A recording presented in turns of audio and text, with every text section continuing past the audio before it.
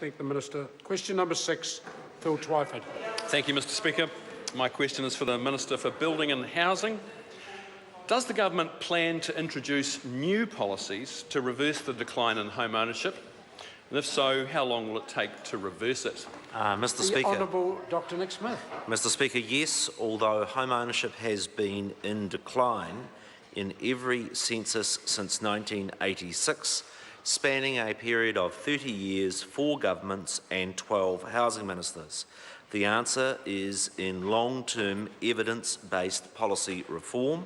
Solutions include keeping interest rates low, freeing up land supply through RMA reform, better city plans, infrastructure investment, building technology innovation and upskilling the sector.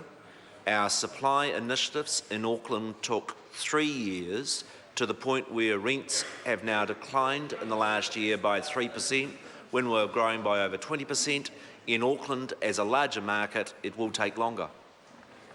Supplementary. Supplementary question, Phil Twyford. Has he sought $2 billion in the budget for his surplus Crown Land Fund, given that to secure the first 13 hectares of the 500 he promised, it cost over $50 million and is yet to deliver any houses? Mr Speaker. The Honourable Dr Nick Smith. Mr Speaker, yes, I have sought funding in the budget, and that will be found out whether that has been successful or not on budget day.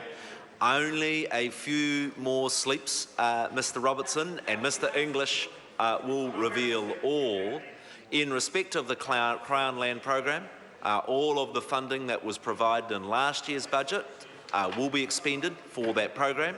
And in coming weeks, I'll be announcing the specific developments will deliver the houses that are so crucial to Auckland's solution. Supplementary. Supplementary question, Phil Twyford. Will this budget be announcing a replacement for his soon-to-expire special housing areas in Auckland, which after 3 years have only produced 700 houses against a deficit that's built up on his watch of 40,000 dwellings? Mr Speaker. The Honourable Dr Nick Smith. One of the member completely misses the fact that before you build a house, you need a section. And what we know from those special housing areas is that it is bringing tens of thousands of new sections on stream. And that's one of the reasons why the house build rate in Auckland is progressing so quickly. In respect of his budget question, he will need to wait. Supplementary question, Matt Ducey. How many houses were being built per month in Auckland when National came to office, and how many are now being built? Mr Speaker. The Honourable Dr Nick Smith. Mr Speaker, Auckland was building 200 houses per month in late 2008, 200 per month. We are currently building 8. Mr Speaker, we're not building 200 houses per month under Labor, but 800 per month currently. Residential investment in the last 12 months in Auckland was $4.2 billion. It's never before been over $4 billion. Only 4 years ago, it was $1.5 billion. The government initiatives to grow supply are bearing fruit, and building activity in Auckland is booming. Supplementary, Mr Speaker.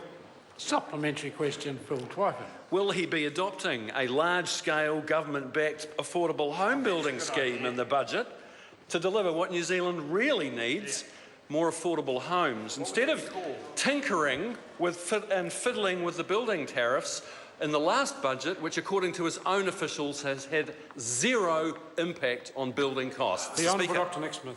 Mr Speaker, the irony is this. If you take the Kiwi Build initiative that the member who raises his questions about, and you look at the schedule that he thought was the maximum growth rate that you could deliver in new houses, the growth in new homes being built in Auckland is actually at twice the rate of what Kiwi Build was going to be able to provide. Twice the rate, which shows that if you provide the incentives to the private sector, they'll get on and do the job. And I never am of the view that state building every house is the answer. Order. Supplementary question, Phil Twyford.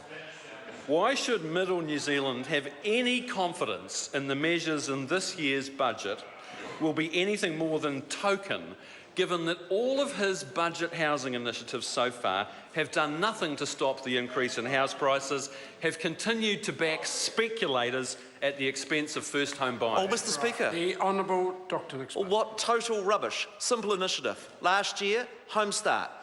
12,000 Kiwi families, first home buyers, all over New Zealand, getting more support from government, 12,000, more of them getting support all over New Zealand as a consequence of the most generous support provided in a generation for first home buyers.